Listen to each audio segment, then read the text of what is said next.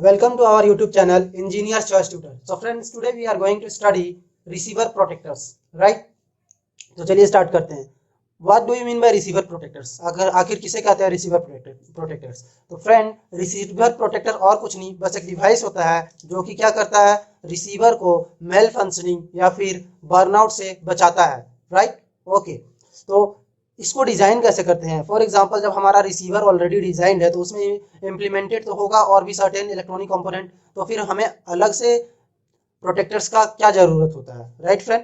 तो मैं बता देता हूं कि ड्यूरिंग ट्रांसमिशन ऐसा हो सकता है कि ट्रांसमिशन के दौरान सिग्नल एक्सेस अमाउंट में आए और वो क्या करे, इंटरमीडिएट सर्किट को पास करके रिसीवर के पास चले जाए, जिससे क्या होगा, रिसीवर की जितनी कैपेसिटी है उससे ज्यादा वहां सिग्नल आएगी और वो उसको हैंडल नहीं कर पाएगा. ओके, तो दैट्स वाई यहाँ पे किसका काम आता है, यहाँ पे काम आता है रिसीवर प्रोटेक्टर्स का, राइट? ओके, तो अब हम जब भी रिसीवर डिजाइन करते हैं रिसीवर, तो उसके लिए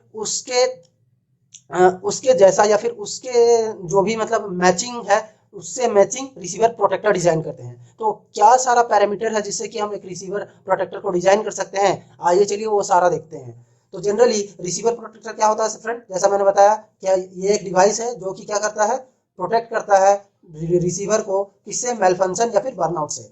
उसके बाद design consideration of receiver protector, मतलब ये बताएगा, हम लोग इसमें पढ़ेंगे कि डिजाइन को, किसी भी रिसीवर रिसीवर प्रोटेक्टर को डिजाइन करने के लिए क्या क्या चीज का और क्या क्या बातें हम लोगों को ध्यान में रखना होता है, right? Okay, receiver protectors must function successfully, यहाँ पे successfully SOSUCCSFULLY successfully, right friend, in 3 different operating states. मतलब कि रिसीवर प्रोटेक्टर जो है उसको सक्सेसफुली मतलब आराम से और सही डायरेक्शन में अगर हम लोगों को फंक्शन करवाना है तो उसके लिए थ्री डिफरेंट ऑपरेटिंग स्टेट्स, मतलब 3 डिफरेंट ऑपरेटिंग स्टेट्स उसका चेक करना पड़ेगा, क्वालिटी चेकिंग जिसको बोलते हैं. और वो तीनों कौन सा है फ्रेंड? सबसे पहले लो पावर स्टेट चेक करते हैं, दूसरा हाई पावर स्टेट और तीसरा recovery time.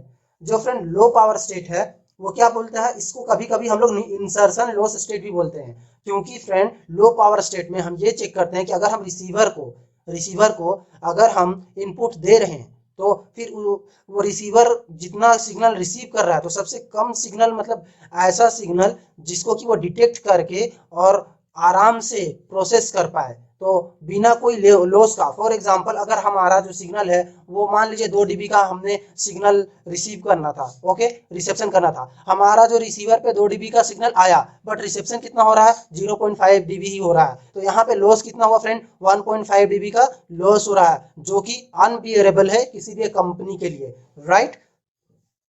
In this state, radar system is quiescent and listening for the target return eco.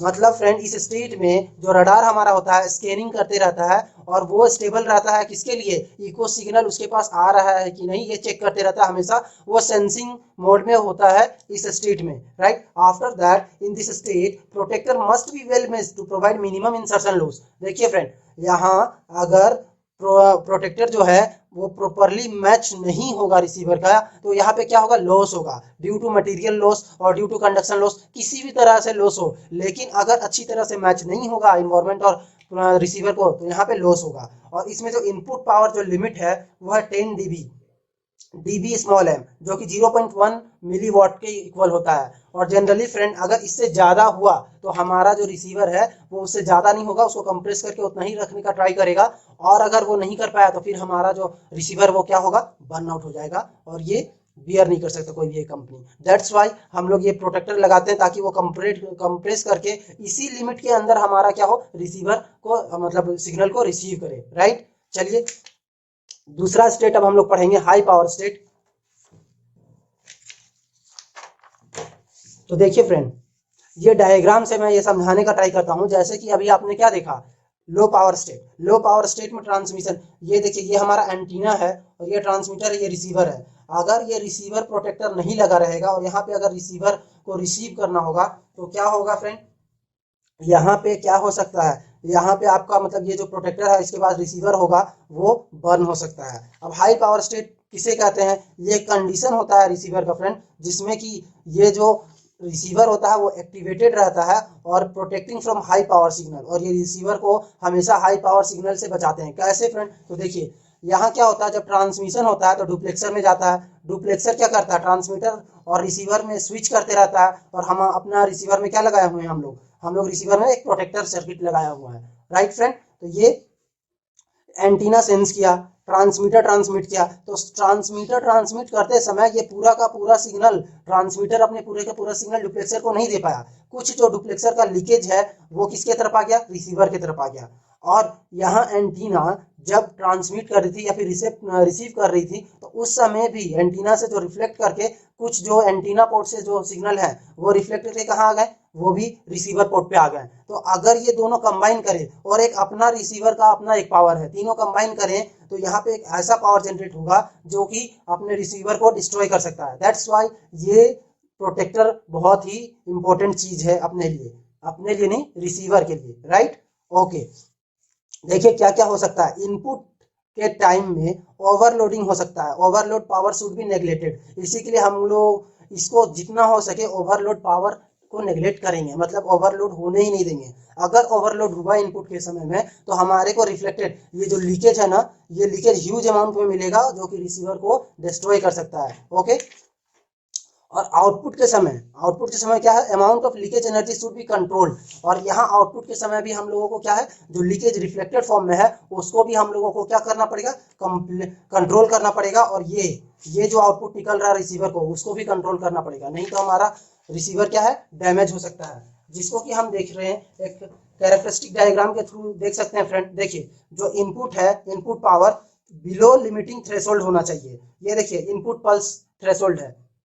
Leakage amplitude जो है वो या तो इसके बराबर या इससे कम होना चाहिए, राइट। अगर इससे ज्यादा हुआ तो फिर ये क्या करेगा, रिसीवर को डिस्ट्रॉय कर देगा। ब्रेकआउट पॉइंट किसको कहेंगे फ्रेंड, तो ये जो लीकेज एम्पलीट्यूड जो है वो 0 से 20 dB होगा बिलो इनपुट एम्पलीट्यूड। मतलब ये जो इनपुट एम्पलीट्यूड है उससे कम 0 से, मतलब अगर ये 20 है, ये 0 है तो 0 से 20 dB कम होगा, इससे ज्यादा नहीं होना चाहिए। यहाँ ये इनपुट एम्पलीट्यूड है friend, right. Okay, after that high power level में या फिर एवब ब्रेकडाउन के बाद क्या होता है, तो देखिए ये मेल फंक्शन का मतलब सिंबल है। ये देखिए ये हाई पावर अगर अप्लाई करेंगे तो हमारा ये ब्रेकडाउन के बाद का है, ये क्या होगा, नॉइज। ये पूरा का पूरा क्या हुआ, हमारा लॉस हो गया। हमारे को यहीं तक पूरा का सिग्नल मिल रहा है, बाकी फिर स्पाइक मिल रहा है। तो लॉस कितना हुआ, ये सारा का सारा हमारा लॉस हो रहा है। कितना लॉस हुआ, ये देखिए अगर मैं ये डॉटेड साइन में रहा हूँ तो ये पूरे का पूरा हमारा लॉस गया signal, right friend. After that देखिए जो तीसरा पैरामीटर है वो रिकवरी टाइम। रिकवरी टाइम ऐसा है फ्रेंड जैसे कि हम लोगों ने हाई पावर पे पहुंचा दिया अपने सिग्नल को, राइट, अपने रडार को। तो हाई पावर स्टेट के बाद दोबारा से वो लो पावर स्टेट में आएगा तो कितना टाइम लगेगा इस पूरे टाइम को, कि हाई पावर स्टेट से दोबारा से लो पावर स्टेट में जो टाइम लगेगा, इसी टाइम को हम लोग क्या बोलेंगे, रिकवरी टाइम बोलेंगे, राइट। ओके फ्रेंड, अब हम लोग आगे देखेंगे, ये तो था डिजाइन कंसंट्रेशन फ्रेंड। अब हम आगे देखेंगे कि ये जो वेरियस प्रोटेक्टर्स कैसे होते हैं, मतलब वेरियस टाइप्स ऑफ प्रोटेक्टर। तो फ्रेंड जनरली क्लासिफिकेशन में दो टाइप, मतलब वेरियस टाइप ऑफ प्रोटेक्टर्स को दो टाइप में बांटा गया है। जो सबसे पहला वो एक्टिव रिसीवर प्रोटेक्टर्स है, जो कि क्या है, इसके लिए हमेशा हम लोगों को क्या करना पड़ता है, it requires a control signal. इसको काम करवाने के लिए हम लोग को हमेशा एक कंट्रोल सिग्नल का जरूरत है, बिना कंट्रोल सिग्नल का ये काम नहीं करेगा, राइट। इसकी जो एग्जांपल है वो है, ये ऐसे मतलब बेसिकली एक स्विच का काम करता है फ्रेंड। जब एक पल्स जाएगा तो वो काम करेगा, पल्स नहीं जाएगा तो काम नहीं करेगा, राइट। इसकी एग्जांपल है SPST, single pulse single transistor भी बोलते हैं, सिंगल पल्स सिंगल ट्रांसमिट इसको बोलते हैं, right. After that passive receiver protector जो है वो क्या होता है, इसको ना ये सेल्फ एक्टिवेटेड रहता है फ्रेंड। इसको कोई भी कंट्रोल सिग्नल का जरूरत नहीं होता है। इसको जब भी जरूरत हो ये खुद से एक्टिवेट कर लेता है। इसके पास no external control to perform its, ये जो है किसी तरीके के एक्सटर्नल पल्स का इसको रिक्वायरमेंट नहीं होता है अपने प्रोटेक्शन फंक्शन को इनहिबिट करने के लिए, मतलब एग्जीक्यूट करने के लिए, राइट।